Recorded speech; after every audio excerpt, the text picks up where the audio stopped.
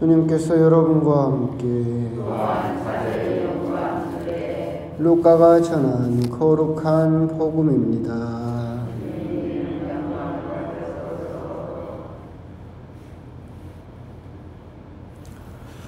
그때 예수님께서 제자들에게 말씀하셨다. 사람의 아들의 날에도 노아 때와 같은 일이 일어날 것이다. 노아가 방주에 들어가는 날까지 사람들은 먹고 마시고 장가들고 시집가고 하였는데 홍수가 닥쳐 그들을 모두 멸망시켰다. 또한 롯 때와 같은 일이 일어날 것이다. 사람들은 먹고 마시고 사고 팔고 심고 짓고 하였는데 롯이 소돔을 떠난 그날에 하늘에서 불과 유황이 쏟아져 그들을 모두 멸망시켰다. 사람의 아들이 나타나는 날에도 그와 똑같을 것이다. 그날 옥상에 있는 이는 세간이 집안에 있더라도 그것을 꺼내려 내려가지 말고 마찬가지로 들에 있는 이도 뒤로 돌아서지 마라. 너희는 롯의 아내를 기억하여라. 제 목숨을 보존하려고 애쓰는 사람은 목숨을 잃고 목숨을 잃는 사람은 목숨을 살릴 것이다. 내가 너희에게 말한다. 그날 밤에 두 사람이 한 침상에 있으면 하나는 데려가고 하나는 버려둘 것이다. 두 여자가 함께 맷돌질을 하고 있으면 하나는 데려가고 하나는 버려둘 것이다. 제자들이 예수님께 주님 어디에서 말입니까? 하고 묻자 예수님께서 그들에게 이르셨다. 시체가 있는 곳에 독수리들도 모여든다. 주님의 말씀입니다.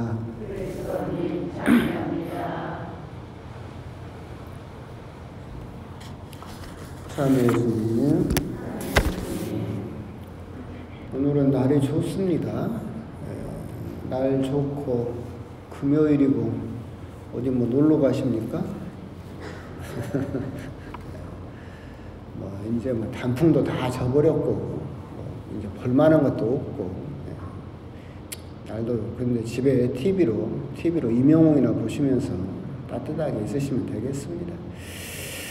어제 TV를 보다 보니까 TV는 아니고 뉴스를 보다 보니까 그 신천지 이만희가 휠체어를 타고 보석을 신청을 해서 풀려나는 모습을 봤어요.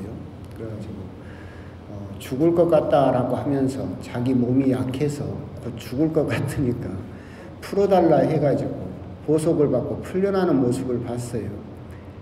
자기는 이 지상에서 절대 죽지 않는다고 그렇게 큰 소리를 치던 사람인데 죽을 것 같다고 결국은 돈의 힘을 빌려서 결국은 풀려나는 모습을 보게 됐어요.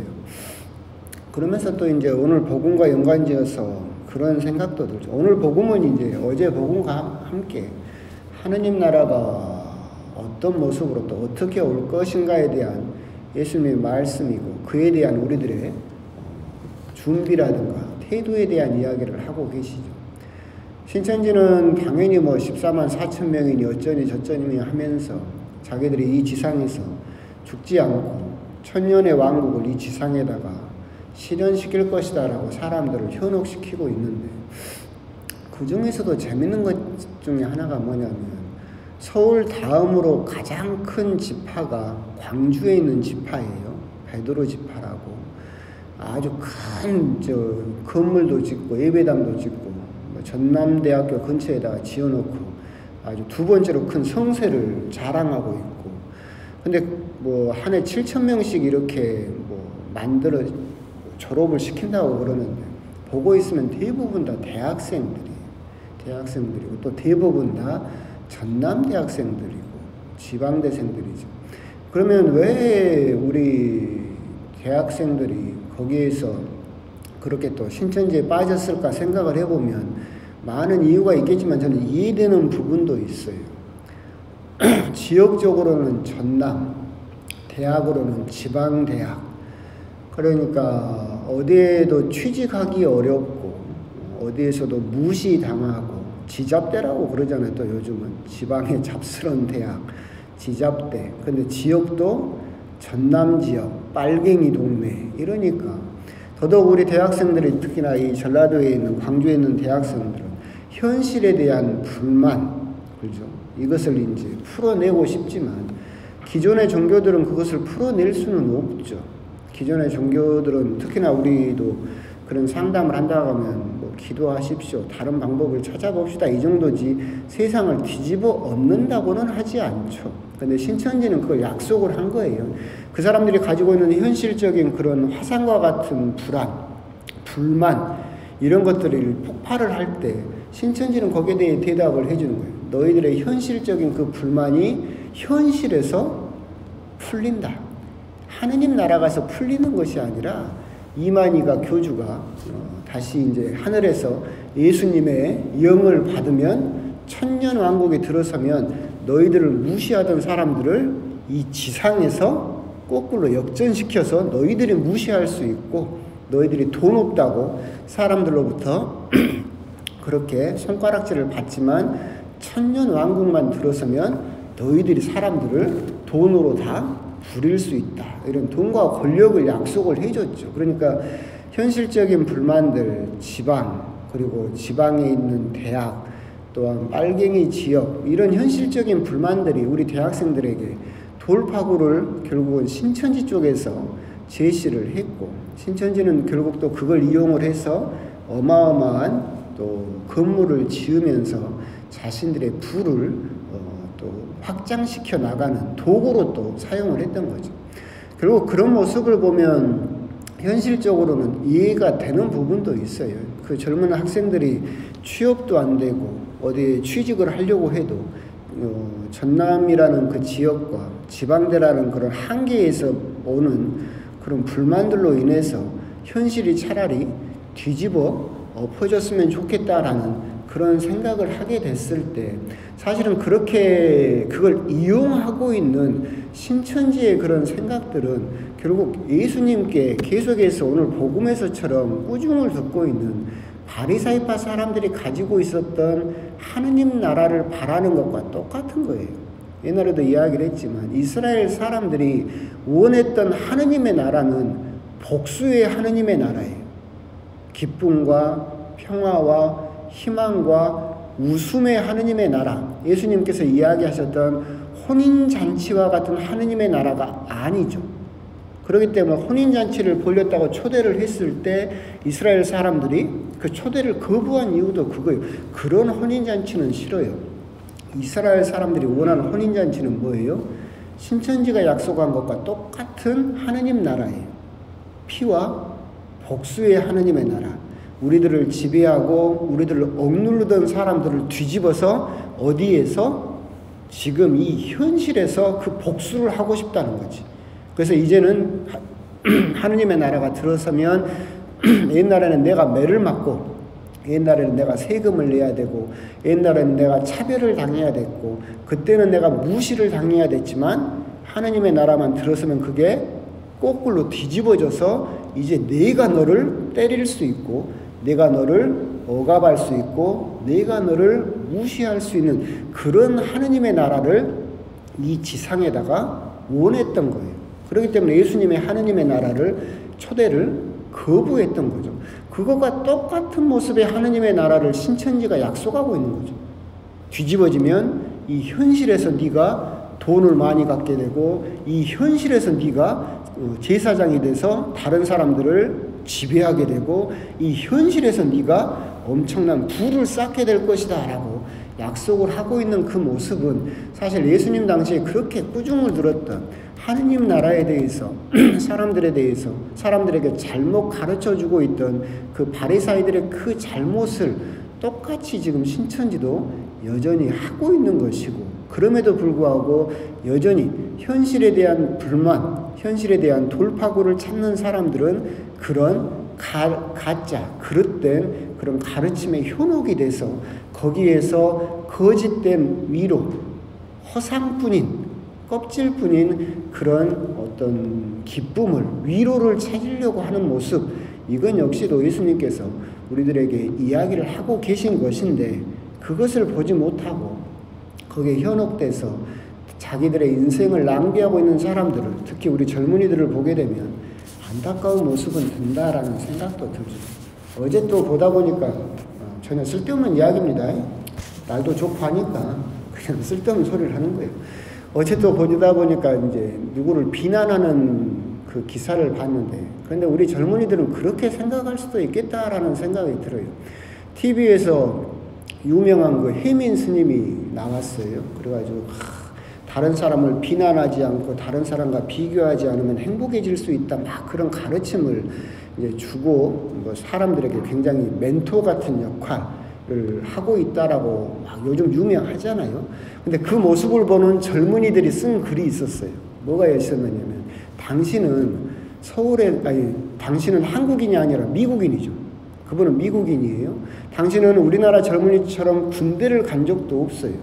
그리고 미국에서 살다가 박사학위를 받고, 그리고 나서 그냥 뭐 취업 걱정한 적도 없고, 그러죠? 돈 걱정한 적도 없고, 그러죠. 그리고 우리나라 와가지고 미국에서 온 뭐 스님이라 해가지고 그 TV에 나온 것처럼 뭐 남산이 보이는 커다란 아파트에서 그러면서 여유를 이야기를 하고 있는데,